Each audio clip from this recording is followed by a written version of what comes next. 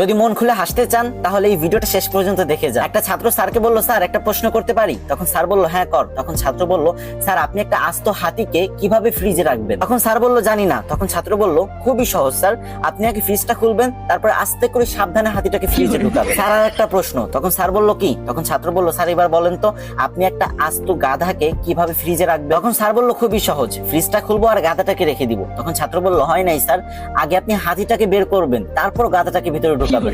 তখন স্যার বলল, আচ্ছা। তখন ছাত্র বলল, স্যার আর একটা প্রশ্ন, বনের সমস্ত পশু পাখি সিংহ মামার জন্মদিনের অনুষ্ঠানে অংশগ্রহণ করতে পারবে, কিন্তু একজন ছাড়া, সেটা? তখন স্যার একটু ভেবেচিন্তে বলল, মনে হয় বাঘ, কারণ সিংহ আর বাঘ একজন একজনকে দেখতে পারে না। তখন ছাত্র বলল, হয় নাই স্যার, গাধা, কারণ সে তো এখনো ফ্রিজের ভিতরে। তখন স্যার রেগে গিয়ে বলল, আমার সাথে মজা করিস তাই না? তখন ছাত্র বলল, না স্যার মজা করি না তো, আর একটা শেষ প্রশ্ন প্লিজ স্যার। তখন স্যার বলল, ওকে। তখন ছাত্র স্যারকে আবারও প্রশ্ন করলো, স্যার আপনাকে অসংখ্য একটা কুমির ভর্তি নদী পার হতে হবে, কিন্তু কিভাবে?